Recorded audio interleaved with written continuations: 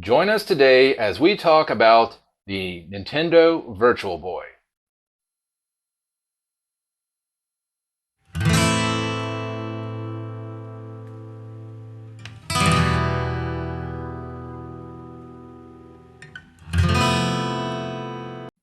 Hello and welcome back to the Geek Cabal channel. My name is Jim, and today we're going to talk about the Nintendo Virtual Boy. The Nintendo Virtual Boy was released on November 13th, 1994 for roughly $179.95, and roughly that's like $360 today, counting inflation. Sold about 770,000 units with only 22 actually officially licensed games. So really this was considered a very much a commercial flop. And actually, I believe the Sega Nomad actually outsold this by 300,000 units. So that should go to show you something there. So anyways, when I first heard about this, I heard about it in Nintendo Power, and it was originally codenamed VR32. Nintendo always has this thing of codenaming everything. This 64 was codenamed the Ultra 64 before it became just the Nintendo 64. But yeah, the first hearings about it was, in Nintendo Power, and I'm just thinking, this is going to be awesome. This is going to be, the next step. I mean, we imagined strapping things to our face would be the next evolution in gaming technology, which turned out it was true. Just this came out a little bit too early. The technology wasn't quite there. The idea of it, was great. I mean, the original technology they based it off of was, super high tech, super advanced. The problem is that if they would have released that technology, I mean, it would have been $500 to $1,000 to get this thing out to market. So they had to find a way of toning back the technology, and in doing so, they kind of reduced its quality, reduced its appeal. For one, they made it not really portable. For a portable game system, as you see here, it's got a stand, wired control, and no band to hook it to your head. So you have to find a table or a comfortable place to sit and jam your face in behind here to get it to be able to work properly. But and the other big problem is that it's touted itself as a virtual boy, a virtual console, and really there's only one game that I would even consider to be a virtual reality type game, and that would be Telero Boxer, which is on my list of things to get because it's actually a very decent game. The two games that I have, and I've got one in the system here, is Mario Tennis, and the other one that I have is Wario Land. And actually a very decent game, by the way. It's just unfortunate it was on the Nintendo Virtual Boy. This would be great if they released it on another console, because really the gimmick on this is about you jumping in and out of the background, and yeah, it does take advantage of some of the 3D capabilities of this, but it's definitely something that could be ported to newer consoles and everything and still work. Now a little background. When I bought mine, I actually got mine at a flea market. I've got a lot of great deals that I've found in the past. This is my second best deal that I ever found. Someday I'll talk about my best deal that I came across. But this one here, I bought at a flea market here in the town for $15. The only thing is that the only thing it came with was the eyepiece, the controller, and one game. I should say the eyepiece, the console itself, the game, and the controller. What was missing was this: there was no stand and there was no back eyepiece back here. And luckily, there's enough of a dedicated market out there that you can still find these things, and people make reproductions and everything. So I was able to get the two pieces to complete mine. But talking about things, the controller on this is actually very unique. It's got two D-pads along with an A and B button, just like a Game Boy controller would have. But the two D-pads definitely give it the ability to work in a 3D space. And that was kind of the thought behind it is, we have dual analog sticks. Well, they had dual D-pads to control that. And then on the back, you've actually got the left and right trigger buttons as well. So it definitely had the buttons to play some pretty advanced games. Again, not a whole lot of games came out for it. So, and then this big box on the back here, this is actually where the batteries for the console is stored. So not only do the control inputs come through here, but the power also comes through here as well. And one thing you have to be careful of is if you're setting this down on the, like say on the table or something, or slam it down, there's always a possibility of actually popping the battery pack off of that. And then the controller does unplug if you do need to. You can actually unplug it there. Up on top, there's just a couple of controls to get the visuals right for everybody, because I mean, everybody's eyes are in different places. They have different levels of vision. So there's a focus, and then there's one where you can actually change the reflectors, and angle them a little bit differently, so that it gives you a comfortable feeling when you're at least looking at it. Now, obviously, the big thing about this is that supposedly causes you to get headaches and stuff like that. And I've never actually sat down long enough to play it for that much. Just like kind of like I would have done with the Game Boy, I would play this for 15 minutes and be done, and my eyes were fine. The red is a little bit harsh to look at, but I don't know. I never found it to be the worst thing to look at. The cartridges actually remind me more of the Sega Game Gear size of a cartridge, but they do actually come with little dust covers so that you can protect your games that you don't have in the console. So I usually keep one in there and then one with the dust cover on. And I will have some video footage at the end here so that you can see just a couple of samples of some of the games.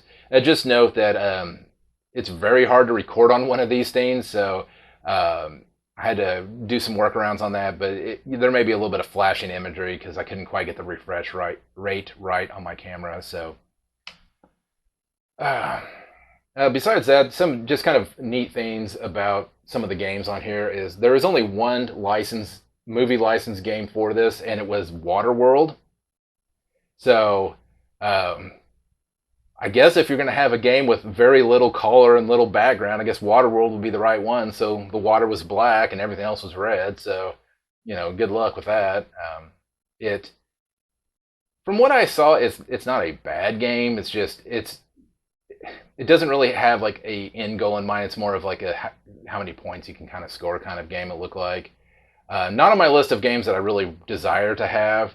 Like I said, Telero Boxer is the one that I just would really like to get a hold of, because it truly utilizes what I would consider virtual reality, because you are first person view from the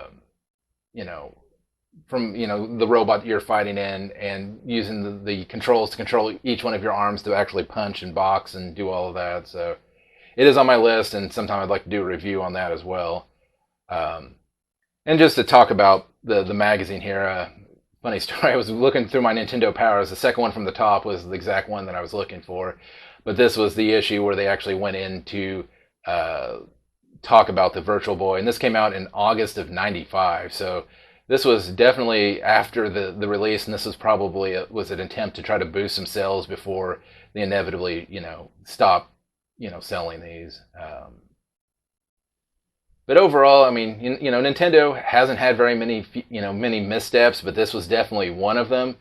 I just think, again, it was that the technology wasn't ready, wasn't there, because as soon as they released the 3DS did very, very well.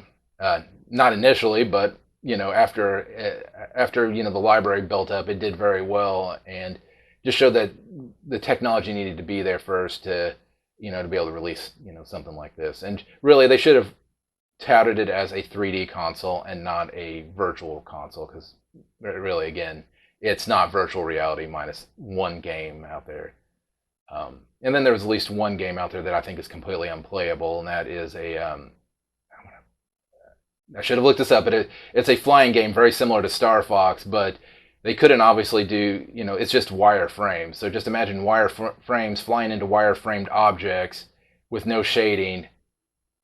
Almost impossible to play. I don't know why they even, would release a game that looked like that. But when I think of the name of the game, we'll put that up here and let you know what that was called. So, if you are thinking about buying one of these, which I don't know that now's the time, because I think last I looked online, the going rate for these is about $300 for a, example like this, and if you want one in the box, you're looking at $1,000 to $1,500. So not something that I would say, yeah, go out there and spend the money on. But if you can definitely find one in the wild, like I did, for a decent price, yeah, I'd pick it up just because it's neat and obscure and terrible. Which for me, I love collecting terrible things I don't understand.